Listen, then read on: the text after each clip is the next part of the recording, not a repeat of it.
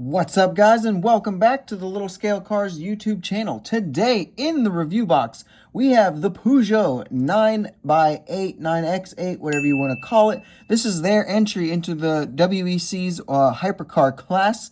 It's a true beauty, one of the more unique looking cars in the class. So did Hot Wheels do a good job? Let's take a closer look and find out. So as always, let's go ahead and get things started by looking at our casting here.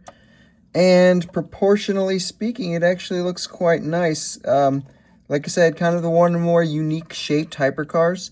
But yeah, you still get the general vibe of it there. This is a mainline release, which I think this is the first like accurate hypercar they've done that is in the mainline. The other one was the concept version for the Cadillac.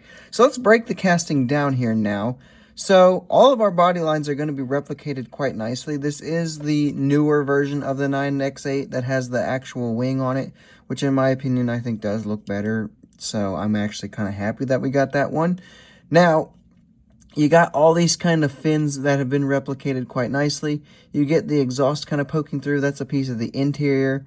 These little side pieces here are a piece of the interior. And then the shark fin running down the thing, this is also a piece of the interior.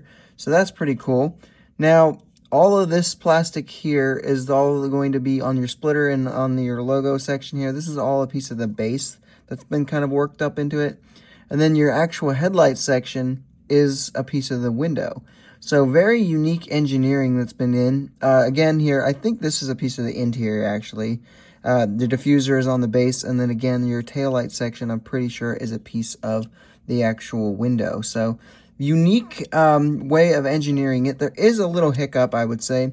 So instead of extending this all the way down, they just kind of went with a piece of metal there at the very end, which creates a gnarly bit of separation right there. Don't think that was the best way of doing it.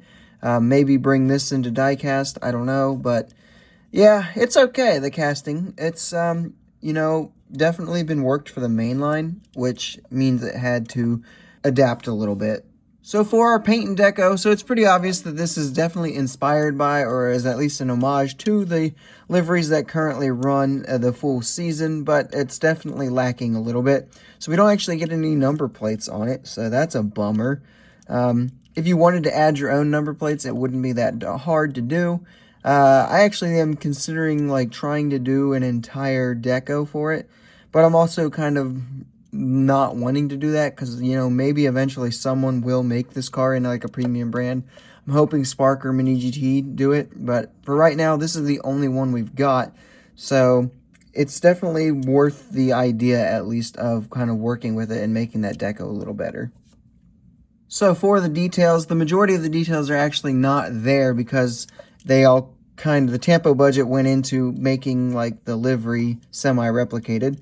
So there's no Peugeot logo there, which is a bit of a bummer, but there's at least a spot for it if you wanted to make your own decals. There are technically the headlights, but they're not like painted on or tampoed on or anything. You'd have to do it yourself if you want it to make it look as accurate as possible. Coming down the sides here, you do get some Peugeot 9X8 things. You get a Peugeot logo there. So, you know, not too shabby. You do get the Peugeot on the front here as well.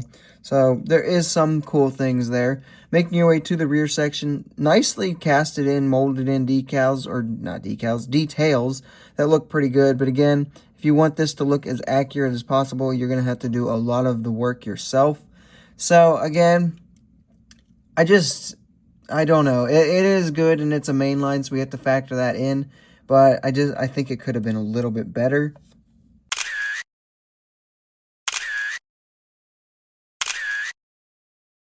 Moving into the roll test, it really shouldn't be a surprise that it rolls quite well. This is a mainline Hot Wheels, so yeah, rolling should never be an issue there.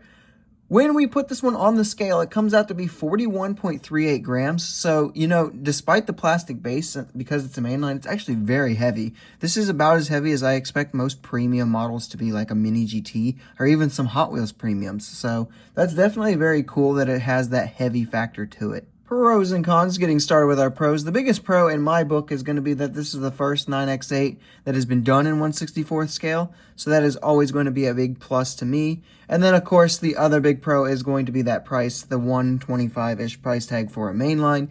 You really can't beat that. I think those are two very cool things that this one has going for it. So for our cons, I think there's a bunch of small ones that we could just dogpile onto this if we really wanted to.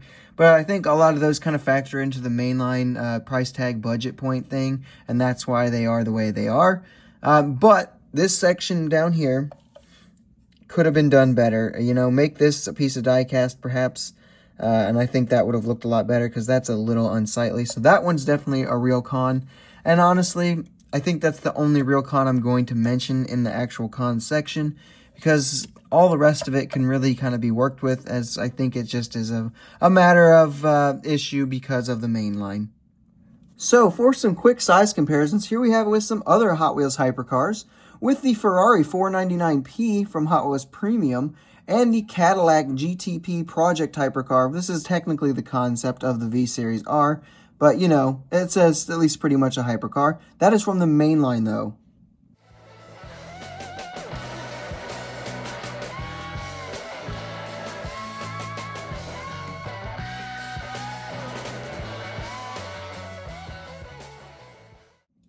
And here we have it with some other hypercars, these ones from true premium brands, with the Mini GT Lamborghini SC63 over there on the left, and the Porsche 963 from Sparky over here on the right.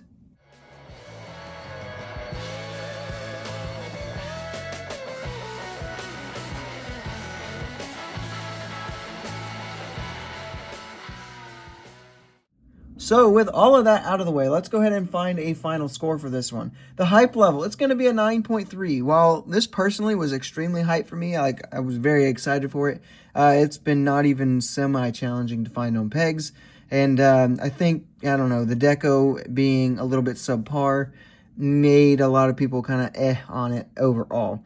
Execution, I'm going to give it a 9 out of 10. There's a lot of things I really like about it. I think they got creative with the engineering of the casting, but I think it also kind of shows its flaws in a couple places, and maybe just being in the main line in general was not the right placement for this one. Feedback is going to be a 9.45. The community as a whole seems overall fairly happy with it, but mostly because of that low price point. I think that everyone would have also been willing to pay a little bit more to get something a little bit nicer, in all honesty. So when we take these three scores and average them out, we'll be left with an overall score of 9.25, which is a pretty decent score for what is still a pretty decent model. I think really the biggest flaws of this one really only come from the fact that they shoved it in the main line.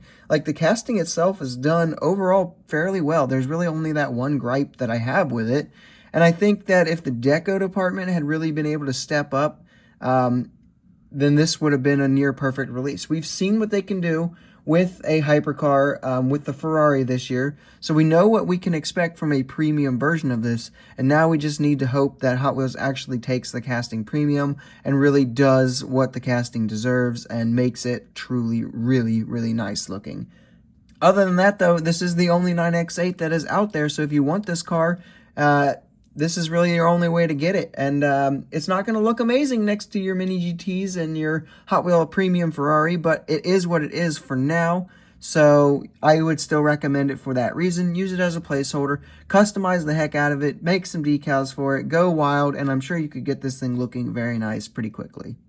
So that is all I have for this review, guys. I hope you have enjoyed it. If you did, make sure you leave a like, subscribe if you are new, and make sure to check out some of those other videos that I have hundreds of them at this point.